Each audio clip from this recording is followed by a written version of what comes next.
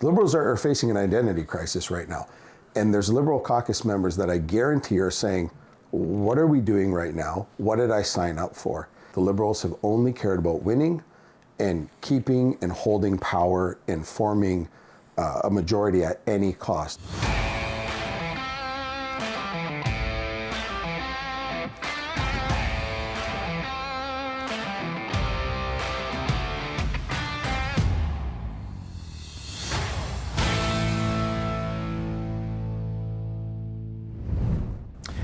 Welcome back to Northern Perspective, everybody. With the latest floor crossing of Mayor Gladu and some rumors swirling that there may be more floor crossers in the coming months, our message to Canadians is Conservatives don't give up, Conservatives dig in. And we thought it would be a really good idea to talk to one of the, if not the hardest working member of Parliament in the Conservative caucus, who had to work his tail off literally every day between elections in order to secure his mathematically impossible win in the 2025 federal election. We are proud to welcome back our Member of Parliament for Hamilton East Stony Creek, Ned Curick. Ned, thanks for coming back. Thank you, I appreciate it. And I'm gonna get this out of the way. I will not be crossing the floor. So there you go. I know it's gonna come up, so let's start like there. Let's start there, so yeah. Well, many Conservative MPs that we've talked to have even said that, well, I've been approached, and some people have had conversations to me. I don't think you've been approached because they know right from the get-go there is no chance that you're even considering it and would ever consider it. No, I haven't been approached, and I'm not considering it. You know what our journey was, and I tell this to a lot of people. Our political journey, and I say our because I believed in my team and volunteers, and they believed in me. So this is a journey we did together. We were born. Our political journey was born in the fight. It was born in the dark. It was born against all odds. So when you sacrifice and you claw and you scrape for every inch to cross that finish line, we know the price that we paid for it. So I'm not saying we respect it more than anyone else, because every MP respects their position. I do genuinely believe that, but it's not something that we know what price we paid for it, and it's not something that I'm just going to throw away to cross the floor. But I'm not built that way. My parents raised me to be principled and believe in what I believe, and offers and this and that which haven't come, but if they did, I'm not the type of character to just forget about that and forget about the people I represent. Have you received emails from your constituents following the crossing? Yeah, a lot of emails. The last 2 days we've been full of emails. People have asked me, please, commented, please don't cross. Some people have said, hey, you should cross. We get all sorts of emails. But the number one thing that people are commenting on is quite concerning. They're saying, hey Ned, what's the point of voting?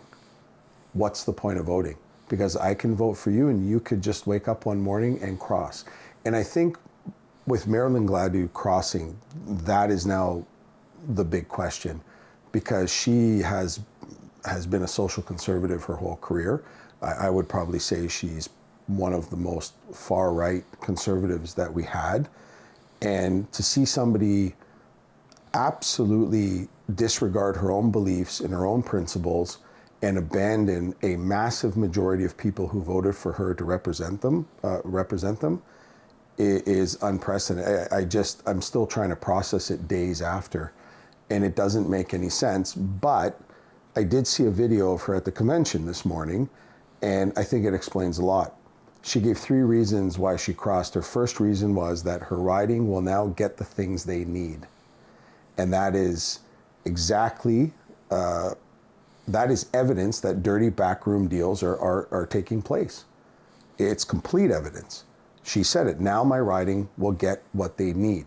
So there had to have been an offer given. I don't know who, could have been, I don't know, could have been the Prime Minister, I don't know. Somebody had said, hey, we know that you need this, because she's admitted that she wrote the Liberals a letter of what her riding needs. And now she's admitted that her riding is going to get that. Secondly, she had said that I have the expertise to help Canada move forward. in my opinion, my short political career, Marilyn has been the type of person is let everyone know her past life and wears it, as a badge of honor that she was an engineer in the petrochemical industry, and she reminds people of that every day. That's fine. MPs have a lot of backgrounds. Not everyone reminds everybody and strokes their own ego and reminds people what they've done. So they've effectively stroked her ego because if you read into what she's saying. And thirdly, the most concerning is that she said, for me personally, it's a good thing, or I benefit from it, or I forget her wording, but she said, for me personally, it's better. That is more evidence that a deal was brokered. And most Canadians don't know. That's a no-no. And this is the challenge, because Canadians are now looking at section, I believe it's 119 of the Criminal Code, where it talks about bribery. Now, that is a high burden of proof in order to actually get to that. But with Marilyn saying these things, and we know that Evan Solomon was the one who was talking to her, and she talked about being interviewed by him way back in the day, and there's some reporting that's come out that he was the one that was making overtures, and once she expressed interest, then Mark Carney came in. What does this say? Do we need an ethics investigation? Do we need some sort of investigation as to what happened between Evan Solomon, the Prime Minister's office, and Marilyn Gladu, given what she has said on tape? Based on the emails that I've gotten and the constituents that I've talked to and people in general, I think that's what Canadians want. They want to understand what deals are going on, what dirty backroom deals are going on. So what Mark Carney, or Prime Minister Mark Carney, has done is he's showing us now the CEO of him, the private sector. In the private sector, it's normal to go poach talent. That's what they do. And it's like waking up in the morning for them. Oh, that person is amazing. We need him on our team. Go get him. That's not politics. And that's not our democracy. So we've now seen that for 1 year, essentially the Liberals haven't really delivered any policy, but they've been very adamant to manufacture a majority, which they will get next week. But Canadians want to know, and they want to understand what's being discussed here.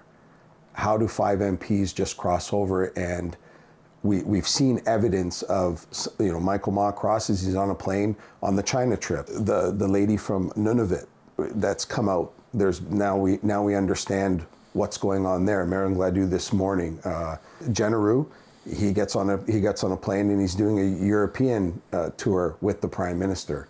So it's pretty evident that there is incentives being offered because they've shown us that. So I think that's a question that a lot of Canadians are asking right now, and I think they're right to be asking that. They're concerned because Canadians want to know if they vote that it's just not going to be thrown away. And to comment on that further, Marilyn Gladu is one of the former Conservatives that was advocating for by-elections. I'd like to ask her today if she were to go in a by-election, if she would make that choice. I guarantee you she would not. Well, this week we're actually going to be extending an invitation to Ms. Gladu to come on Northern Perspective. Oh, that'd be great. And we will afford her a respectful opportunity to explain that to her constituents and to explain why her position suddenly changed. Or has it changed? Does she plan to ask for a by-election? Does she plan to step down when Parliament resumes next week? I guess we'll see what happens. But if I'm a betting man, which I'm usually not, I wouldn't be putting any chips on that. Yeah. So, but let's talk about the fact that Canadians are now asking this question. Do you think that is a byproduct, or do you think that's part of what Mr. Carney is probably hoping for, that Conservative voters will stop voting so it makes it easier for the Liberals to retain power in the next election? Because if Conservative voters feel that their vote isn't going to count and they don't vote, that just makes it all the more easier for a Liberal to get in. I think there's concern on that. I think, I don't know if it's his plan. We'll see. But what we do know is that he doesn't want to go into an election. I don't think generally that he's ever planned for an election. I think right from when he got elected, their mandate was to get a majority, or there's been instruction to go get into these dirty backroom deals and bring MPs onto our side. And again, that's the CEO side of them. That's the side that is actually, that's his career, right? But it's concerning. It's concerning because, yeah, there are people questioning, well, does my vote even count at this point? And I look at it, and I'm going to say this because I'm in UMP. I don't care what's happened before. I know some people have crossed over to the Conservatives, and it's all these like back and forth on X, like, well, you did this and I did this. I don't really care about what happened in the past. It's the path that we're charting forward. So we are looking to move Canada forward. Conservatives are looking to better the country. Liberals say that they're looking to better the country. But these actions are actually, in my opinion, deteriorating democracy. The vote should always be in the hands of Canadians. They cannot be duped. So in the future, if we have to, we have to create legislation that if you want to step down, you can either go as an independent, which that's happened, or you resign and go into an election and represent the other party. That is the most democratic way forward. I support that idea. And I'm very concerned that the Prime Minister has now charted a course that is now confusing Canadians and is taking the power away from Canadians. And that to me is a massive concern. Well, and one of the outcomes of the Trudeau era, take your pick which one, is that there is a erosion of trust in the public institutions and an erosion of trust in democracy. So, for the swing voters out there, what would your message be to them when, what would seemingly be the agenda of the new Prime Minister coming in after, which would be to repair that trust? He's taking this approach, which is eroding it even further, which some people thought it was at an all-time low, but we're now seeing that it's not. Well, let's take a look at the case of Marilyn Gladu, and I agree, the trust factor is there, because imagine now being a Liberal, and imagine now you're bringing over Marilyn Gladu, someone that the Liberals have been trying to discredit, someone that they've been attacking. She's had very, very, very far-right conservative views, and it's all public. Anybody can go search that. Now imagine that you've been battling Marilyn Gladu for short of a decade, and now you're accepting her into the Liberal caucus. There has to be, the Liberals are facing an identity crisis right now. And there's Liberal caucus members that I guarantee are saying, what are we doing right now? What did I sign up for? And this, you know me, I have said over and over and over again, since the 2021 election, the Liberals have only cared about winning and keeping and holding power and forming a majority at any cost. We've seen it with the coalition with the NDP. We've seen calling an election during COVID, which was completely unnecessary because they saw a blip in the polls and gave out a whole whack of money, and that didn't work out for them. And now we're seeing that they're willing. Well, they're willing to lose their identity to hold a majority for the next 4 years. And with Marilyn Gladu crossing over, that is absolutely evident. And a trust factor, that's a big trust factor, because Liberal voters are also asking themselves, what have we become? And the media could spin it, we're a big tent party and all that stuff. Are you a pro-life party now? Because Marilyn Gladu's pro-life. Are you this or that? I could go down the list. So the media right now is pointing questions at us and saying, oh, what is this? I reverse those questions. How do the Liberal voters feel right now? How concerned are they that they brought over Marilyn Gladu, which I would consider one of the most far-right conservatives in our caucus, or a former? Well, and the other interesting thing is Marilyn has been quoted as well in saying that this has nothing to do with Pierre Poilievre's leadership, which is fascinating. She was on his leadership team during his leadership election. Right. So, so she said, and this was in an article that we read yesterday. It didn't make it to our show, but it's on the show now. That she said that this actually has nothing to do with Pierre Poilievre. And to your point, she echoed that, oh, it was about my riding and it was about me and other things. So if it wasn't about Pierre, then these questions about what does this say about Pierre Poilievre's leadership, that, you know, seems to be the question of the day whenever this happens, those are moot, because she's coming out and saying it has nothing to do with his leadership. So it's all about power, and it's all about self-enrichment and benefit to the riding, allegedly. But now, to your point, we are seeing even liberal pundits coming out very strongly against this. They're saying, what is going on? Why is Mark Carney doing this? I don't agree with this.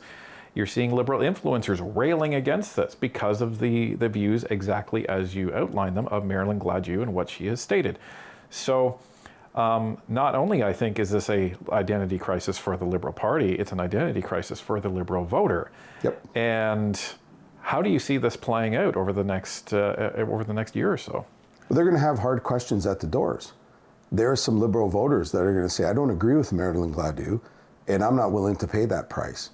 And I anticipate that if they don't agree with Conservatives, that they'll shift to the NDP with Avi Lewis. That's now a possibility. So the Prime Minister has actually now opened up that crack. It's weird times, and nobody can put their finger on it. So I agree with you, and we heard Marilyn Gladu say what she said today, so I think we understand why she's crossed. And I'm going to be honest with you. There's a lot of egos on the Hill. And like Michael Ma, who I know has openly he has stated to, discussions, I come from this background, I'm an expert here, I'm an expert there, and he's sitting in the backbench. That didn't really agree with him. Someone like myself, I'm okay. I understand the system. I'm okay to do my time in the backbench.